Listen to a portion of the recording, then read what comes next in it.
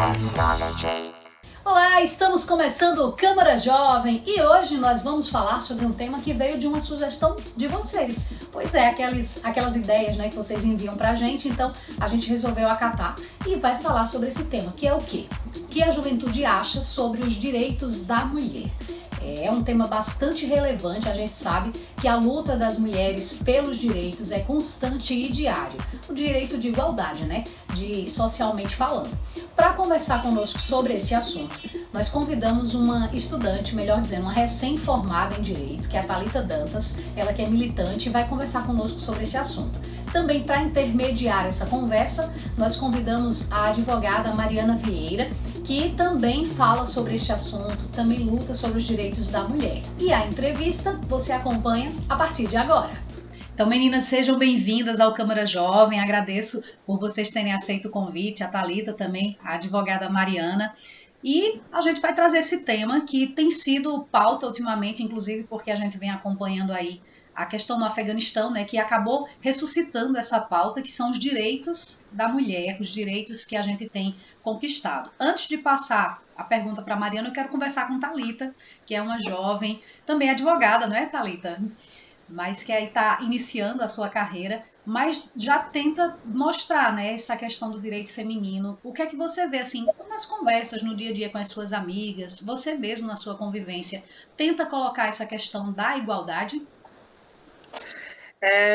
Bom dia, prazer estar aqui com vocês. De fato, é um tema que tem gerado cada vez mais debate, né? Felizmente, tem gerado cada vez mais debate. O que eu tenho percebido nos últimos tempos é que, pelo menos, o debate chegou, né? Ainda assim, cheio de falhas, repleto de sensos comuns, mas o debate, direito das mulheres, as violações, eles pelo menos têm chegado com o avanço das redes sociais, da internet. O tema tem chegado na sociedade, né? Antes era um assunto tão restrito aos acadêmicos, aos advogados, advogadas, e hoje tem se espalhado mais, né? Então, acho que, pelo que percebo no dia a dia, tem gerado, ou a vontade de conhecer, tem gerado debate e tem gerado o próprio interesse das mulheres, né? De se fazer ser ouvida, de buscar entender melhor os questionamentos e os direitos que lhe pertencem, que lhe dizem respeito. Você percebe que suas amigas, elas também estão envolvidas, elas falam sobre o tema e se posicionam de maneira a realmente ter o respeito com relação à postura dela, à posição dela na sociedade? Sim, por parte de outras mulheres, ainda bem, é mais fácil, digamos assim, né? A gente sabe que se fazer ser ouvida, sobretudo sobre assuntos que tocam a sociedade, ainda gera muitas controvérsias, porque a gente ainda está muito impregnado com o machismo, né, na nossa sociedade. Então, a gente ainda tem que ser forte no sentido de se posicionar e bater de frente ainda com, mais do que com homens, com muitas questões que até nós mesmos trazemos conosco, né, o machismo. Então, assim, é uma luta diária, uma busca diária por fazer valer os seus direitos, a sua voz, as suas opiniões, sejam elas quaisquer que sejam. Entendi. Doutora Mariana, com relação a esse tema, a gente vê uma certa evolução com relação a esses direitos, mas essa evolução ela ainda está restrita ao papel, ou a gente já começa a perceber que realmente está conseguindo bater de frente mesmo com os temas que não colaboram, né, com a questão dos nossos direitos? Como o Thalita estava falando, né, os direitos humanos em geral e os direitos das mulheres são sempre uma luta constante. Não existem direitos que são conquistados de uma vez por todas e que aí depois a gente vai abdicar de afirmá-los e de lutar por eles.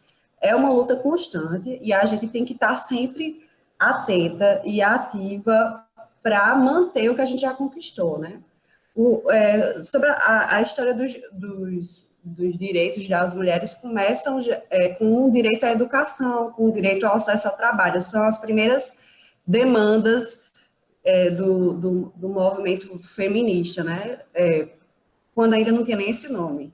E no Brasil, a nossa luta também passa por essa questão, mas o movimento feminista, ele acaba aparecendo mais na mídia e sendo discutido a partir de um feminicídio, que é o caso da Ângela Diniz, por exemplo, que então, a temática da violência sempre foi muito, muito forte, né, relacionada aos direitos das mulheres aqui no Brasil, mas a luta, eu creio que a luta por direitos básicos, como educação e trabalho, que parece algo que a gente já conquistou e não tem mais volta, você vê que nem sempre é assim, né? O caso do Afeganistão é um desses.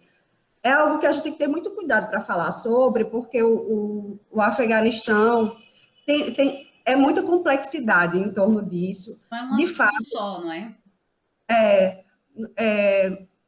de fato, existe, às vezes, um uso, né, político, imperialista, em cima dessas temáticas, do tipo, vou usar o direito das mulheres para justificar práticas imperialistas.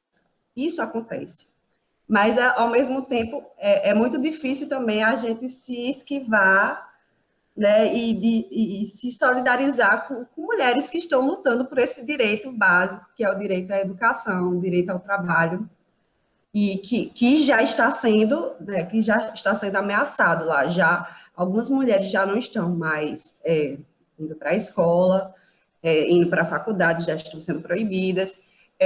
As jornalistas, por exemplo, já não estão aparecendo mais na televisão. Lá, então, eu acho que esse caso nos mostra que as coisas podem retroceder.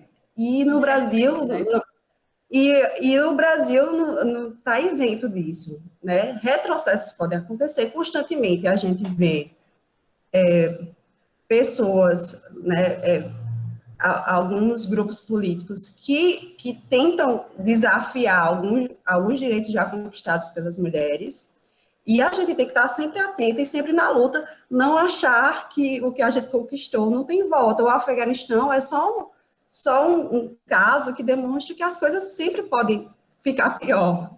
A ideia da gente de progresso da humanidade já está ultrapassada, essa ideia. A gente percebe, nem sempre as coisas progridem. E é estar atenta e sempre lutando para permanecer o que conquistamos e para melhorar. E que temos muito a melhorar ainda, né? Com certeza. Você falando aí com relação à questão de direitos adquiridos e que a gente tenta fazer com que eles não sejam perdidos, eu lembrei até de uma série que passa, que ela trata, não sei se vocês chegaram a assistir, é na Netflix, a gente não tem problema em falar o nome, não. É a coisa mais linda.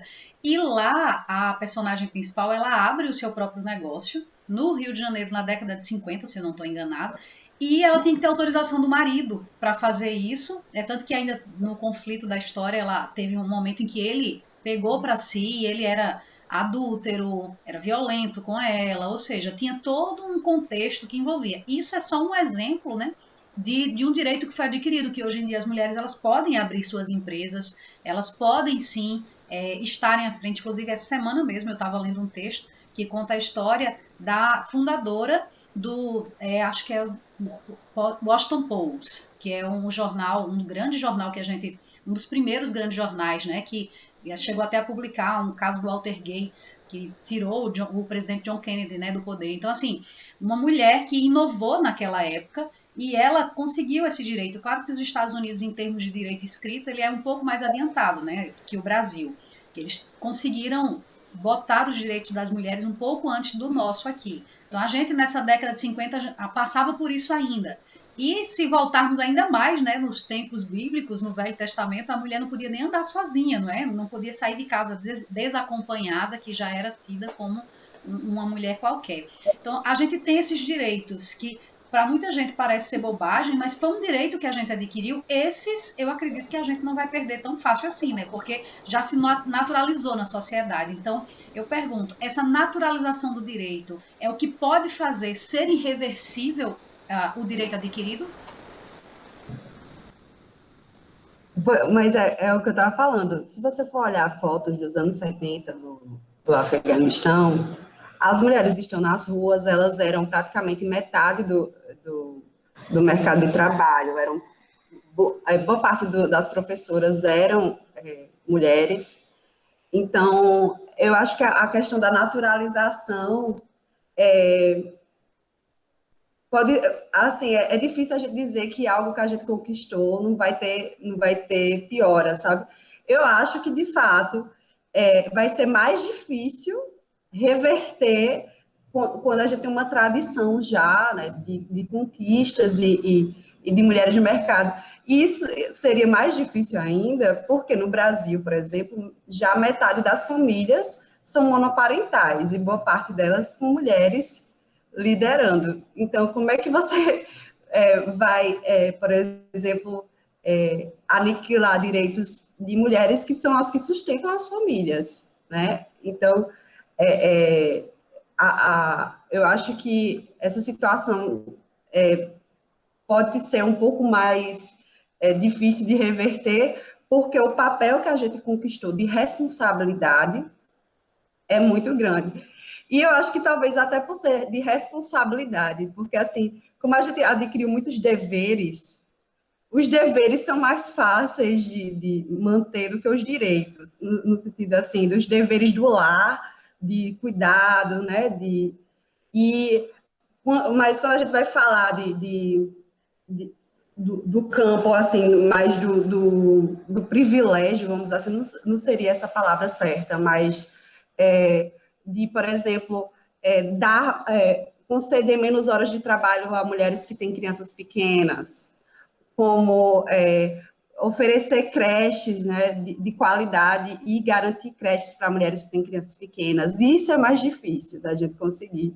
No entanto, o direito da gente trabalhar e se esforçar muito e sofrer no mercado de trabalho, eu acho que isso daí é mais fácil da gente manter, porque a sociedade está interessada em mulheres que estão produzindo e estão contribuindo com a sociedade. A gente tem que, óbvio que isso é uma conquista, mas a gente tem que ir além, não lutar só por aquilo,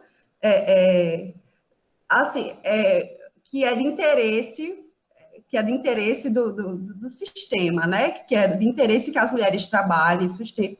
E isso é bom para o sistema, é bom para a gente também ter independência e ter autonomia. Mas também lutar por essas outras questões que vão trazer bem-estar às mulheres, que eu acho que a questão do bem-estar das mulheres não está sendo pensado. O que não traz bem-estar parece que é muito confortável para ser aceito, né? E, assim, óbvio que é um desconforto que a gente quer ter, de ter que ralar e conquistar as nossas coisas, enfim. Mas aquilo que traz algum privilégio, que não é um privilégio, essa não é a melhor palavra, mas aquilo que traz algum conforto e algum alento ao sofrimento das mulheres que estão no mercado de trabalho, parece que isso não é também aceito quando a gente luta por essas questões. Entendi. Falando até nessa questão de luta, Thalita, você é uma jovem, né, que está iniciando sua carreira, né, no mundo do direito, mas também já participa, né, de grupos de política. Dentro desses grupos, você busca e já percebe, assim, a participação mesmo, não só das mulheres, mas dos homens, querendo sim a igualdade, buscando políticas públicas, sugerindo, né, para os governantes.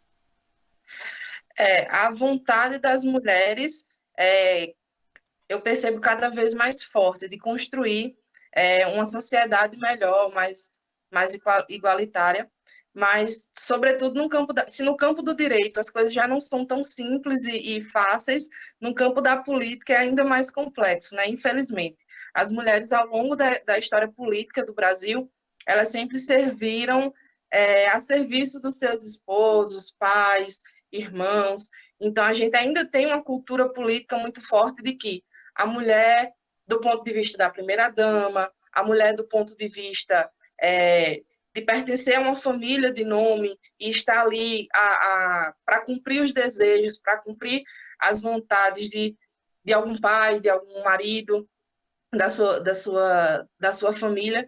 Então, a gente ainda percebe, infelizmente, que as mulheres que conseguiram, algumas, né, não todas, mas algumas mulheres ainda olham a política muito por esse viés, né? E é muito mais complicado, mais difícil.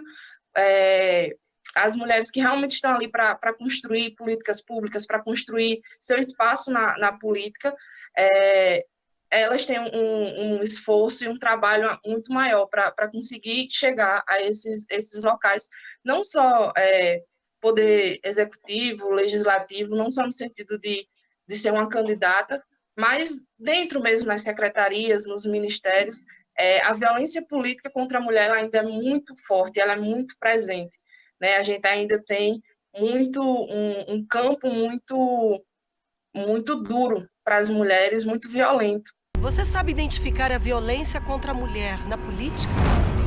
Quando uma parlamentar não está segura nem mesmo no plenário. Quando o apoio do partido nunca vem. Quando somos julgadas e atacadas pela nossa imagem. Chega, é hora de ocupar o nosso lugar. Mais mulheres na política sem violência de gênero. A gente pode, o Brasil precisa. Se construir debates ainda é um exercício, mas que aos poucos estamos conseguindo esse local. Mas como já foi falado, Mariana até comentou, né? São espaços que, à medida que a gente vai conquistando, a gente tem que lembrar que são conquistas, né? Então, é preciso sempre reafirmar que ali não nos foi nos dado de uma hora para outra, né? É fruto de uma luta, é fruto de uma construção e, portanto, tem que se manter nesse processo de construir, nesse processo de sedimentar os nossos lugares, né? Acho que o principal ponto é esse. Mais do que adquirir direitos, adquirir garantias, é sedimentar esses lugares. E aí é um processo que vai além do papel, vai além da teoria, é uma construção diária mesmo, contínua. É verdade. Agora sim, nosso tempo acabou. O assunto rende muito conteúdo, né? Porque é muito amplo, é uma luta muito antiga e com certeza ela está ainda praticamente no princípio, ainda muitas conquistas ainda estão por vir, a gente espera que elas aconteçam, e vale lembrar, né, que a gente não está aqui colocando que a mulher ela tem que estar mandando e dominando tudo, ela tem que ter os mesmos direitos e deveres que os homens sempre tiveram, né, é uma luta por igualdade, não é verdade, Thalita? Por acesso a, não só mulheres, né, mas assim, a construção de uma sociedade ideal, ela passa pelo acesso a todos os públicos, né? Que todas as pessoas que fazem parte dela, sejam mulheres, sejam negros, sejam LGBTQIA+, enfim, pessoas com algum tipo de deficiência. Então, é preciso conquistar esses espaços e torná-los acessíveis a todos os grupos, seja mulher, homem, independente de gênero, cor, raça, religião. E lembrar que não somos minorias, né? Somos a maioria, pelo menos até aqui no Brasil. Então, Thalita, muito obrigada, tá, pela sua contribuição. Sucesso aí na sua carreira e que você continue nessa luta, né, constante, seja na política, seja no direito. E Mariana, também muito obrigada, viu, pela sua participação. Eu que agradeço, foi um prazer. Foi um prazer estar com vocês também. Obrigada. Mais uma vez, muito obrigada a Thalita e também à doutora Mariana, né, que compartilharam conosco um pouco sobre esses direitos, o que é que nós estamos lutando hoje em dia e principalmente de que maneira a juventude ela tem falado e trazido esse tema no dia a dia. A gente sabe que é um tema relevante e também não é tão simples assim, mas a gente tentou aqui de uma maneira bem didática poder mostrar para você que a juventude também se importa com esses direitos, a juventude também se importa com o social, com o bem comum. E olha, quer rever esse programa? TV Câmara JP, que é o nosso canal no YouTube. Não esquece também de seguir a gente nas nossas redes sociais, Câmara Municipal JP, do jeitinho que aparece aqui embaixo para você. Semana que vem a gente volta com mais Câmara Jovem. Não perde, tá? Até lá!